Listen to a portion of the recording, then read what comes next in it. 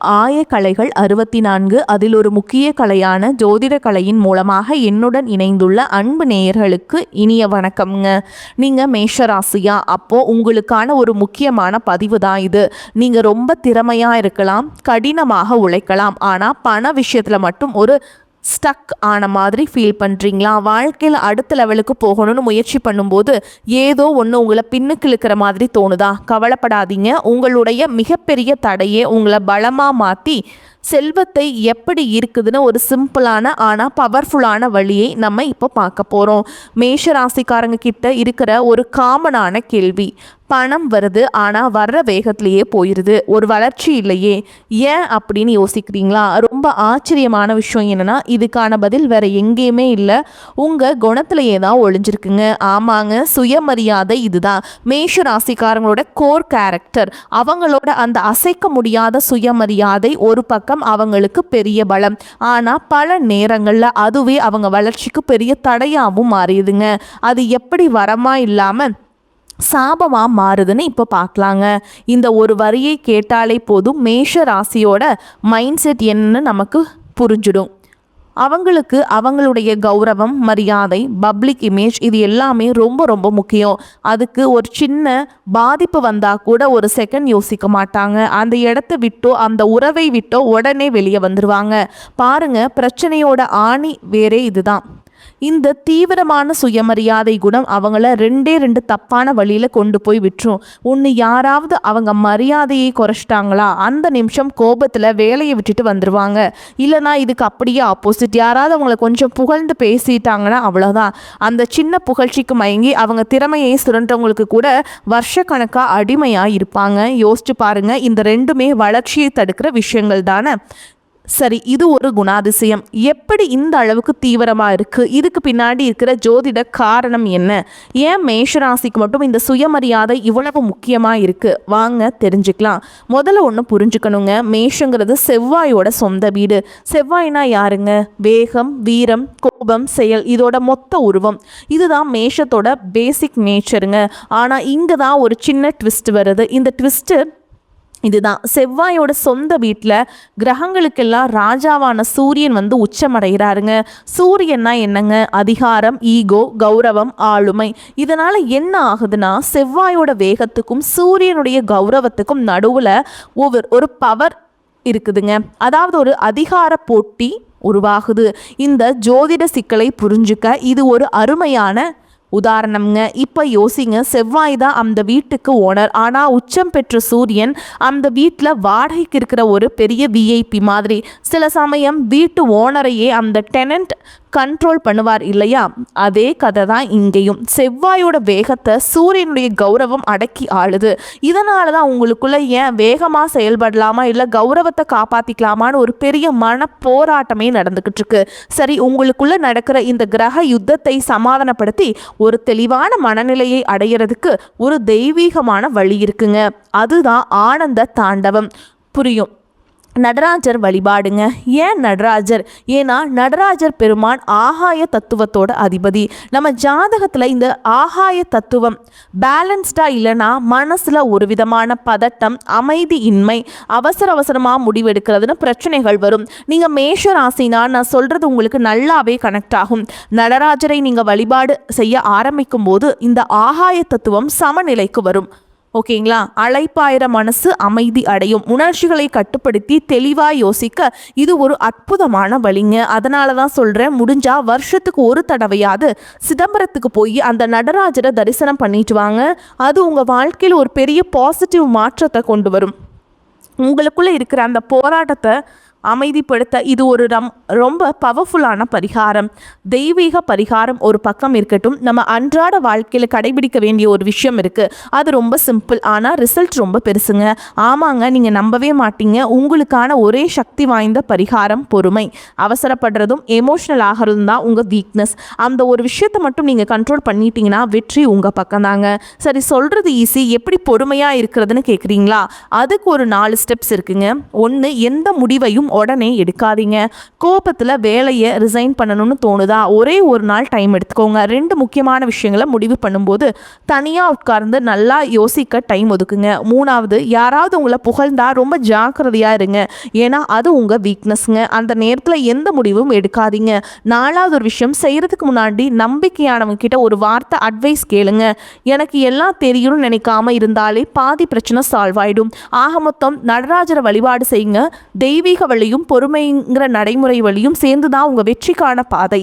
உங்களை எது தடுக்குது நீங்கள் புரிஞ்சுக்கிட்டா போதுங்க, அது உங்கள் கண்ட்ரோலுக்கு கொண்டு வந்துடலாம் இல்லையா? இந்த வரிகளை மனசில் நல்லா பதிய வச்சுக்கோங்க. மாற்றம் வெளியிலிருந்து வரப்போகிறது இல்லை, அது உங்களுக்குள்ளே இருந்து தான் வரணும். உங்கள் அவசரத்தையும் புகழ்ச்சிக்கு மயங்கிற குணத்தையும் மாற்றிக்க நீங்கள் ரெடியாக இருந்தால் வெற்றி ஆட்டோமேட்டிக்காக உங்களை தேடி வரும். பாருங்கள், உங்கள் சுயமரியாதைங்கிறது ஒரு ரெட்டை முகம் கொண்ட கத்தி மாதிரிங்க. அது உங்களை காயப்படுத்தவும் செய்யும், பாதுகாக்கவும் செய்யும். அதை நீங்கள் கோபத்தில் பயன்படுத்தினா அது உங்கள் தடை. அதே சுயமரியாதை பொறுமையோடு சரியான இடத்துல பயன்படுத்தினா அதுதான் உங்களுடைய மிகப்பெரிய பலம். உங்களுக்கு இந்த மார்ச் மாதத்திலிருந்து பார்த்தீங்கன்னா உங்களுக்கு சனியுடைய வக்ர பயிற்சியும் குருவுடைய வக்ர நிவர்த்தியும் சுக்கிர பயிற்சி சூரிய பயிற்சி ராகுகேது பயிற்சி அதுக்கப்புறம் பார்த்தீங்கன்னா 5 வருட கிரகங்களுடைய சேர்க்கை என இத்தனை பலன்களும் உங்களுக்கு ஒவ்வொரு மாதமும் ஒவ்வொன்றாக கிடைக்கிறதுனால இந்த 2026 வரக்கூடிய அடுத்த 6 மாதங்கள் அப்படிங்கிறது உங்களுக்கு ஒரு மிகப்பெரிய ஒரு ராஜயோகத்தை கொண்டுள்ள ஒரு நாட்களாகவே பார்க்கப்படுதுங்க. முதலாவதாக பார்த்தீங்கன்னா உங்களுக்கு சனியுடைய வக்ர நிவர்த்தி. சனி பகவான் பார்த்தீங்கன்னா தற்பொழுது மீன ராசியில் வக்ர நிவர்த்தி அடைகிறாருங்க. அப்படி வக்ர நிவர்த்தி அடையும் போது என்ன ஆகும்னு பார்த்தீங்கன்னா தற்பொழுது நடந்துட்டு இருக்கக்கூடிய உங்களுக்கு 7 சனியாதனை இதனுடைய தாக்கம் அப்படிங்கிறது உங்களுக்கு வெகுவாகவே குறைய போகுது. அப்படி வெகுவாக குறையிற டைமில் பார்த்தீங்கன்னா நல்ல ஒரு தொடக்கம் முன்னேற்றம் விரைவில் உங்கள் வாழ்க்கையில் ஒரு நல்ல ஒரு அத்தியாயத்துக்கு போகக்கூடிய வாய்ப்புகள் பார்த்தீங்கன்னா உங்களுக்கு அதிகமாகவே இருக்குதுங்க. இத்தனை நாட்களாக நெகட்டிவாக அதாவது மைனஸாக மட்டுமே செயல்பட்டு கொண்டிருந்த இந்த சனி பகவான் வக்ர நிவர்த்தி அடைகிறதுனால உங்களுக்கு ப்ளஸ்ஸாக மாறி செயல்பட போகிறாருங்க. இதன் மூலமாக கடந்த காலகட்டங்களில் நீங்கள் சனி பகவான் மூலமாக உங்கள் வாழ்க்கையில் எதையெல்லாமே இழந்துட்டு கஷ்டப்பட்டுட்டு வருத்தப்பட்டு இருக்கீங்களோ அது அனைத்தும் திரும்ப பெறக்கூடிய ஒரு காலகட்டமாகவே பார்க்கப்படுது. அடுத்ததாக பார்த்தீங்கன்னா குருவுடைய வக்ர நிவர்த்தி. உங்களுடைய ராசியில் 8ஆம் இடத்துல குரு பகவான் இருக்கிறதுனால தான் பொருளாதாரத்தில் மிகப்பெரிய சிக்கலையும் சரிவையும் சந்திச்சிருப்பீங்க. ஆனால் குரு பகவான் பார்த்தீங்கன்னா 2ஆம் இடத்துல தற்பொழுது 3ஆம் இடமான லக்னஸ்தானத்தை நோக்கி வரதுனால ஒட்டுமொத்த குரு பயிற்சி பலன்களும் தற்பொழுது உங்களுக்கு முழுமையாக கிடைக்கிறதுனால பொருளாதாரத்தில் ஒரு மிகப்பெரிய ஒரு அசுர வளர்ச்சி அப்படிங்கிறது உங்களுக்கு காத்துக்கிட்டு இருக்குதுங்க. அடுத்ததான் பார்த்தீங்கன்னா சுக்கிர பயிற்சியை பொறுத்த வரைக்கும் இது 12 ராசிகளுக்குமே பொது பலன்களாகவே பார்க்கப்படுது. இதன் மூலமாக உங்களுக்கு நிச்சயமாக கூடுதல் முன்னேற்றம் அப்படிங்கிறது கண்டிப்பாக ஏற்பட போகுதுங்க. அடுத்ததாக பார்த்தீங்கன்னா ராகுகேது பயிற்சி. ராகுகேது பயிற்சி சொன்னாவே பார்த்தீங்கன்னா எல்லாமே பயப்படுவாங்க. ஏன்னா கடந்த காலகட்டங்களில் இந்த ராகுகேது பயிற்சி காலகட்டங்களில் நிறைய கஷ்டங்களும் துன்பங்களும் இழப்புகள் மட்டுமே நீங்கள் அதிகப்படியாகவே சந்திச்சிருப்பீங்க. ஆனால் தற்பொழுது வரக்கூடிய இந்த ராகுகேது காலகட்டம் அப்படிங்கிறது உங்களுக்கு விரைவில் உடல் சார்ந்த பிரச்சனை அனைத்தும் முழுவதுமாக நிவர்த்தி பண்ணக்கூடிய ஒரு காலகட்டமாகவே பார்க்கப்படுது. அதற்கப்புறம் பார்த்தீங்கன்னா இந்த 5 வருட கிரகங்களுடைய சேர்க்கை ஒன்றாக இருக்கிறதுனால நிறைய விஷயங்களால நீங்க முயற்சி பண்ணிட்டே இருந்திருப்பீங்க. ஆனா ஏதாவது ஒரு தடங்களால பார்த்தீங்கன்னா அது நடக்காமையே கைகூடாமையே போயிருக்கும். ஆனா தற்போது இந்த வருட கிரகங்களுடைய மாற்றங்கள் ஒன்றாக இருக்கிறதுனால நீங்க நினைத்த காரியங்கள் அனைத்தும் உங்களுக்கு நிச்சயமா வெற்றியை தரக்கூடிய ஒரு காலமாகவே வரக்கூடிய நாட்கள் அப்படிங்கிறது பார்க்கப்படுது. கடந்த காலகட்டங்களில் நல்ல ஒரு வேலைங்கிறது கிடைச்சிருக்காது. ஏதோ ஒரு கிடைக்கிற வேலைக்கு ஒரு 10,000 சம்பளத்துக்கோ 15,000 சம்பளத்துக்கோ பிடிக்காத ஒரு வேலையை குடும்ப கஷ்டத்துக்காக வேற வழியே இல்லாமல் செஞ்சுட்டு இருந்திருப்பீங்க. ஆனா இனி வரக்கூடிய நாட்களில் நீங்க படிச்ச படிப்புக்கு ஏற்ற மாதிரியும் உங்களுக்கு பிடிச்ச மாதிரியும் நீங்கள் ஒரு அரசாங்க வேலைக்கு ட்ரை பண்ணாலும் சரி ஒரு ஐடி ஜாபோ பிரைவேட் ஜாபோ பேங்க் ஜாபோ நீங்கள் எங்கே வேலைக்கு ட்ரை பண்ணாலும் இந்த ஜாப் அப்படிங்கிறது உங்களுக்கு நிச்சயமாக கிடைக்க போகுதுங்க. கோர்ட்டு கேஸுன்னு ரொம்ப நாட்டில் அலைஞ்சிட்டு இருக்க நபர்களுக்கு விரைவில் உங்களுக்கு சாதகமாகவே தீர்ப்பு வரும். சொத்து பிரச்சனையும் உங்களுக்கு சாதகமாகவே முடியும். சனி பகவானுடைய பார்வை உங்களுக்கு நேரடியாகவே இருக்குது. இதன் மூலம் வருமானம் அப்படிங்கிறது பல வழிகளில் வரும். தொழிலில் லாபம் சற்று அதிகமாகவே கிடைக்கும். அரசியல்வாதிகளை பொறுத்த வரைக்கும் புதிய பொறுப்புகள் புதிய பதவிகள் எல்லாமே தானாகவே உங்களை வந்து சேரும். ராகு கேதுவால உங்களுடைய செல்வாக்கு உயரும், உடல் ஆரோக்கியம் மேம்படும், சங்கடங்கள் நீங்கும். மறைமுகமாக உங்கள் தொழில் வாழ்க்கையிலும் சரி இல்லற வாழ்க்கையிலும் சரி நிறைய நபர்கள் வந்து தொல்லை கொடுத்துருப்பாங்க. இனி அவங்களுடைய தொந்தரவுங்கிறது முழுவதுமாகவே இருக்காது. கடந்த காலகட்டங்களில் நீங்களும் ஒரு கம்பெனியில் இரவு பகல் பார்க்காம உழைச்சிட்டு இருந்திருப்பீங்க. உங்களுடைய சொந்த கம்பெனியாக நினச்சி வேலை செஞ்சுருப்பீங்க. ஆனால் உங்களுக்கு இதனால் வரைக்கும் சரியான ஒரு அங்கீகாரம் அப்படிங்கிறது கிடைச்சிருக்காது. ஆனால் தற்பொழுது பார்த்தீங்கன்னா நீங்கள் வேலை செய்யக்கூடிய இடங்களில் உங்களுக்கு சம்பள உயர்வு பதவி உயர்வு உங்களுக்கு மேல் இருக்கக்கூடிய அதிகாரிகளுடைய ஆதரவு முதற்கொண்டு உங்களுக்கு கிடைக்க போகுதுங்க. இனி உங்க வார்த்தைக்கு மதிப்பு மரியாதை கிடைக்கும். அந்தஸ்துல நீங்க எதிர்பார்த்த உயர்வுக்கு போக போறீங்க. இனி நினைச்சது எல்லாமே நடக்கும். தொழில் வியாபார தடைகள் அனைத்தும் விலகும். லாபம் அதிகமாக கிடைக்கும். முன்னேற்றம் உண்டாகும். வரவேண்டிய பணம் விரைவில் கைக்கு வந்து சேரும். குடும்பத்தில் நெருக்கடிகள் விலகும். செல்வாக்கு அந்தஸ்து உயரும். வெளிநாட்டு முயற்சிகள் வெற்றியை தரும். தெய்வ சிந்தனை அதிகமாகும். பெரியோருடைய உதவிகள் கிடைக்கும். உறவுகளில் இருந்த சண்டை சச்சரவு முழுவதுமாகவே விலகும். புதிய நண்பர்கள் உங்களுக்கு உதவி செய்வாங்க. தொழிலில் ஏற்பட்ட நெருக்கடிகள் நீங்கும். முடங்கி கிடந்த நிறுவனங்கள் மீண்டும் இயங்கும். வியாபாரத்தில் எதிர்பார்த்த லாபம் கிடைக்கும். புதிய தொழில் தொடங்கக்கூடிய முயற்சிகள் கண்டிப்பாக உங்களுக்கு வெற்றி தரும். கடந்த காலகட்டங்களில் திருமண நிலை அப்படிங்கிறது பார்த்தீங்கன்னா உங்களுக்கு நிறைய பிரச்சனையும் சிக்கலையும் சவால்களையுமே பெரும்பாலும் சந்திச்சிருப்பீங்க. ஆனால் தற்பொழுது பார்த்தீங்கன்னா விரைவில் நீங்கள் திருமண வாழ்க்கைக்குள்ளே அடி எடுத்து வைக்க போகிறீங்க. காதலிப்பவர்களுக்கு இந்த 2026 நிச்சயமாக ஒரு மாற்றத்தையும் வெற்றியையும் தரக்கூடிய ஒரு ஆண்டாகவே வரக்கூடிய மாதங்கள் அப்படிங்கிறது பார்க்கப்படுது. பிரிந்திருக்கக்கூடிய கணவன் மனைவி எல்லாமே பார்த்தீங்கன்னா டிவோர்ஸ்க்காக அப்ளை பண்ணி வெயிட் பண்ணிட்டு இருப்பீங்க. அப்படி இல்லைனா சண்டை போட்டு தனியாக பிரிஞ்சு கூட வாழ்ந்துட்டு இருப்பீங்க. நீங்கள் மீண்டும் ஒரு முறை நேரில் சந்தித்து பேசக்கூடிய வாய்ப்பு கிடைக்கும் பட்சத்தில் கண்டிப்பாக இருவரும் ஒன்றாக இணைந்து வாழ்வீங்க.